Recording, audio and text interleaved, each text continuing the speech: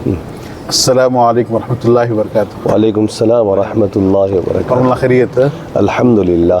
हमारे ट्रैवल्स में आप सफ़र करें जी, और सफ़र में कैसा रहा आपको? अल्हम्दुलिल्लाह बहुत इत्मीनान रहा।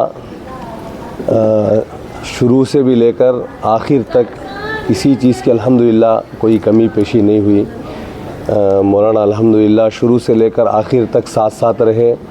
हर ज़ियारतें करवाना हो या खाने का इंतज़ाम हो, हर एक चीज़ में अल्हम्दुलिल्लाह किसी चीज़ में उंगली रखने की और फ़लाँ चीज़ ये थी बताने की कोई ज़रूरत नहीं पड़ी। अच्छा, हमारा पैकेज कितना था मौलाना? आपको इत्मीनान है हमारे पैकेज से? जी अल्हम्दुलिल्लाह पैकेज 75,000 रुपये का था।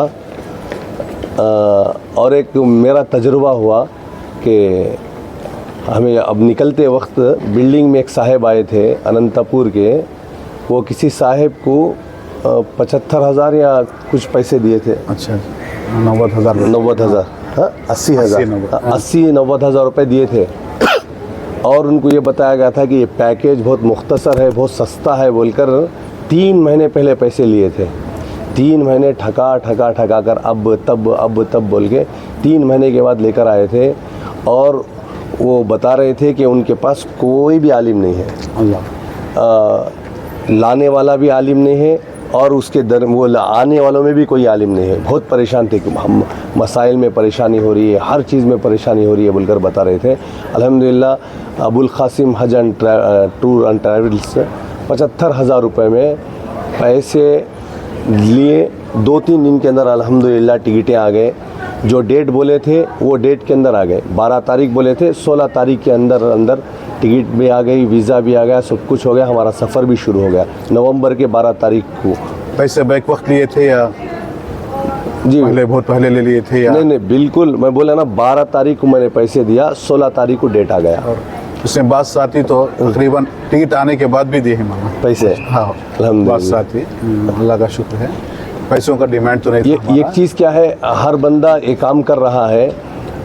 मेरा एक तजुर्बा ये हुआ कि हज़रत मौलाना इनामुल हक साहब जो कर रहे हैं, कोई भी काम 2 तरीक़े से करते हैं। एक होता है खिदमत की नीयत से, एक होता है पैसे कमाने की नीयत से।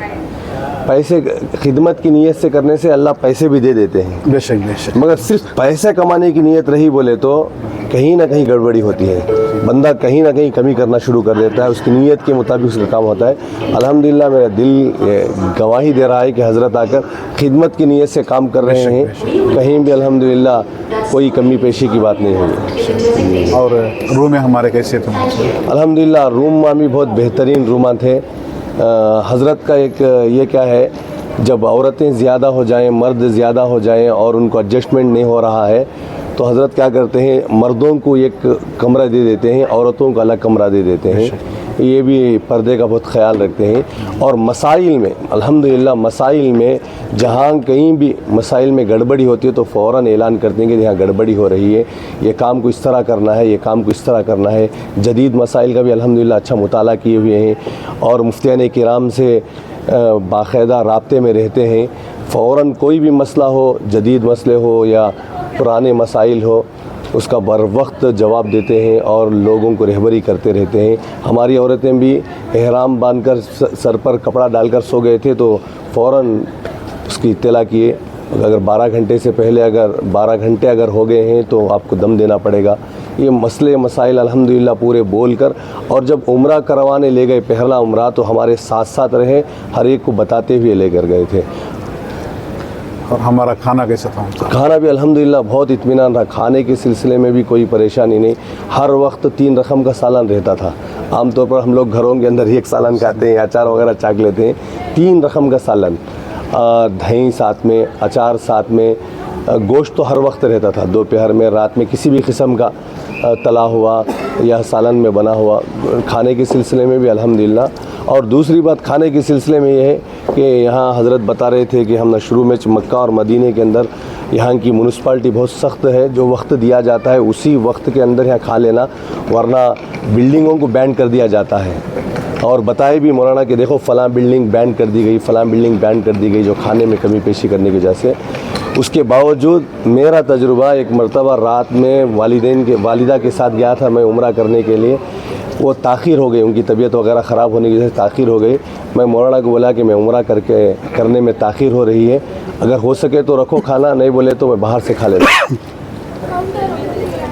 तो हज़रत अल्हम्दुलिल्लाह 12-1 घंटे तक वहीं पर बैठे रहे, काम वाले को भी भेज कर बैठे रहे, मुझे इत्तला दिए कि मौलाना आप आराम से आओ, खाना बाकायदा रखा हुआ है, मैं बैठा हुआ हूँ।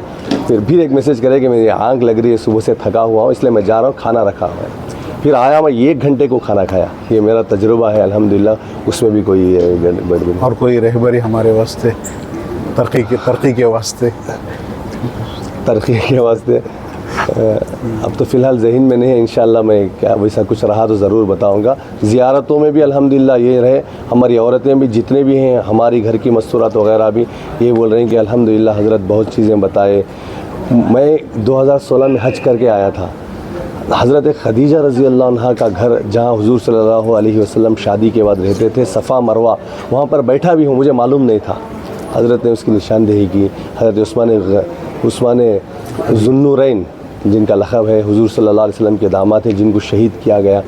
ऐसे अनमोल जो पुरानी तारीख़ी मक़ामात हैं, उन तारीख़ी मक़ामात की निशानदेही कर रहे हैं हज़रत। और हज़रत बाकायदा यहाँ जो लोग रह रहे हैं, यहाँ के जो अकाबरीन हैं, उनसे रब्ता कर के तारीख़ की एक चीज़ को जांच पड़ताल करके किताबों से, यहाँ से, लोगों से पूछ के वो बातों को ज़हन में रख कर लोगों को, ले जाने वालों को पूरा दिखा रहे हैं। बहुत इत्मीनान है अल्हम्दुलिल्लाह। जज़ाकल्लाह।